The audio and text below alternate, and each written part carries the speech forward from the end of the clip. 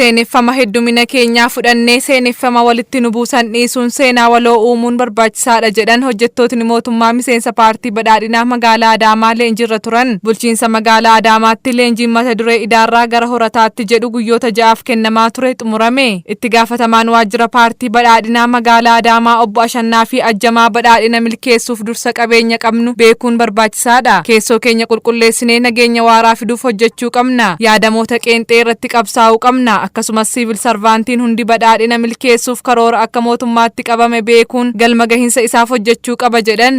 Caasaa cimaa, dorgomaa, hojjetaa cimaa, dorgomaa, lammiisaa tajaajilee karaa dhugaadhaan rakkoo keessaa baasuu danda'u ijaaruudhaaf hojjetaa mootummaa gahee isaa taphachuu danda'utu irra jiraata.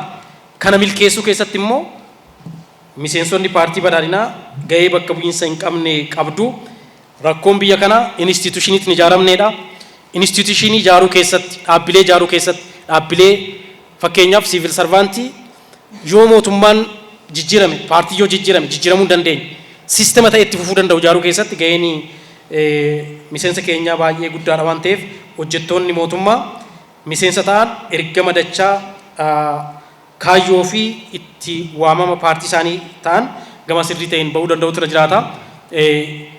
Iskiilota sadarkaa sanatti qabaachuu qaban, ogummaadhaan sirriitti kan ijaaraman, dandeettiidhaan sirriitti kan ijaaraman, naamusaan sirriitti kan ijaaraman, ilaalchaan sirriitti kan ijaaraman, fakkeenya kan ta'an, chaayinaa har'aatiif akka gaariitti kan waamamu miseensa paartii kooministii biyya sanaati.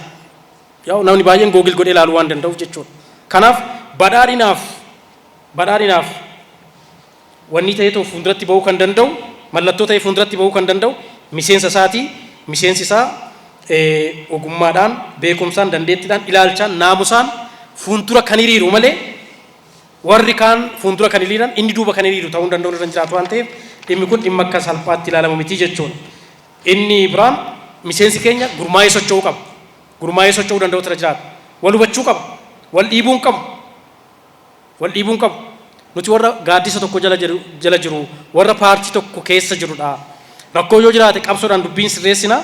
Garuu immoo hojimaataan, gurmaa'insaan sirriitti ijaaramnee deemuu danda'utu irra jiraata. Kantiibaan bulchiinsa magaalattii obbo Haayiluu Jaldee kaayyoo fi galma akkasumas mul'ata biyya ijaaruu waan qabnuuf kana hubachuun uummata keenya barnootaaf teeknooloojiidhaan qaruu birmadummaa dinagdee mirkaneessuu uummata keenya keessatti sirna cimaa ijaaruu keessatti leenjiin kun gahee guddaa qaba jedhan. Dubbii leenjii kana yoo kaafnu dura sirriitti bu'uuraa waa hubachuu qabnaa jechuudha. Kanarraa ka'ee galmi keenya imala badhaadhinaa maaliin? Galma gurguddaa 3 qabna. Inni tokkoffaan ummata keenya barnootaaf teeknooloojiidhaan qaruudha. Doofummaa keessaa ummata kana baasuudha. Biyya teeknooloojii waraabuun jiraatu qofa osoo hin taane teeknooloojii addunyaaf gumaachu uumuudha. Dhaloota akkasii uumuudha. Galmi inni lammaffaan ummata keenya diinagdeen humneessuudha. Leenjichi bifa gargaraatiin kan kennamu galmisaa isa kana. Inni sadaffaan baay'ee murteessaa ta'e galma lamaanuu milkeessuu keessatti gahee olaanaa qabu sirna cimaa ijaaruudha uummata keenyaaf. Sirna mootummaa ta'uu danda'a. Duudhaa oromummaa keenya barbaannee sirna gadaa ta'uu danda'a. Waan kamuu haa ta'u uummata keenya tiksuu hin danda'u. Uummanni keenya itti gargaaramee jireenya isaa, fedhii waloosaa, fedhii dhuunfaasaa guuttachuu waan itti danda'u sirna cimaa ijaaruudha. Sirna cimaa isa barbaachisa uummata keenyaaf. Sirna isa boojjisu osoo hin taane, sirna gartuu siyaasatiif rakkatu osoo hin taane, sirna haqummaa fi bilisummaadhaan uummata keenya tajaajiluu danda'u, daandii ta'e itti fayyaduu danda'u ijaaruudha jechuudha. Leenjiin kun isarraa maddee jechuudha. Galmi badhaadhinaa isa 3. Imala badhaadhinaa yommuu jennu achi gahuu fi yoominni hojii keenya murteessaa jechuudha. Hirmaattonni leenjichaa gama isaaniitiin biyya tokkummaan ishee mirkanaa'ee dhugoomsuu, dhugaa waloo irratti seenessa waloo cimsuu, akkasumas qabeenyaa fi badhaadhina biyyaa itti fufsiisuu irratti, dhimma nageenyaa eegsisuu irratti, komii kenniinsa tajaajila manneen hojii keessatti ka'aa jiru maal fakkaata yaada jedhu irratti hubannoo akka argatan himan. Sagantaan qabame kun sagantaa bal'aadha. Barnoota garaagaraa argachaa turre, dookumentii adda addaatti nuuf dhiyaachaa ture.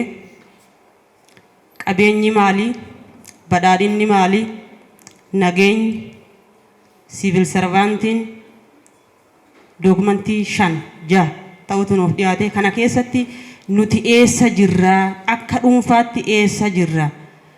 Qabatama magaalaa keenyaatiin eessa jirra? Akka naannoo Oromiyaatti eessa jirra? Akka biyyaatti eessa jirra? Whom we are and where we are waan jedhu san underline goonee qabannee baane jechuudha. Rakkoo keenya keessatti of ilaalaa ture tokkoon dookumentii keessatti qaawwa nu bira jiru tokkoon keenya keessatti of ilaalaa ture waan ta'eef leenjii milkaa'aadha jedhee wanni kaaseef kanaaf jechuudha. If barree jirra keessatti of ilaallee jirra jechuudha. Akkasumas seeneffama heddumina keenyaa fudhannee seeneffama walitti nu buusan dhiisuun seenaa waloo uumuun barbaachisaadha jedhaniiru. Seenessi dogongoraa, seenessi qeenxee hammam biyya kana diigaa akka ture, hammam saba xiqqeessaa akka ture, biyya kana keessatti nagaaf tasgabbiin akka hin jiraanne gochaa akka ture ilaallamee kan nu barbaachisu garuu seenessa dhugaa, seenessa waloo, seenessa biyya ijaaru, seenessa tokkummaa jajjabeessu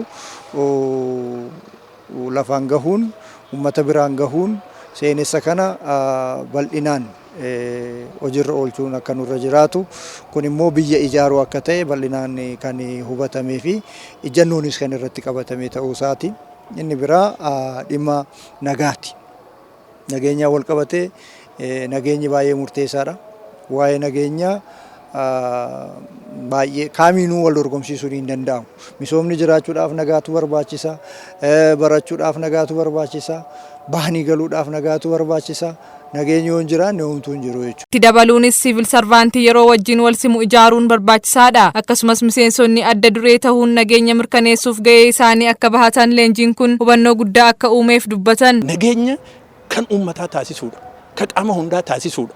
Qaama hundarraa eegama.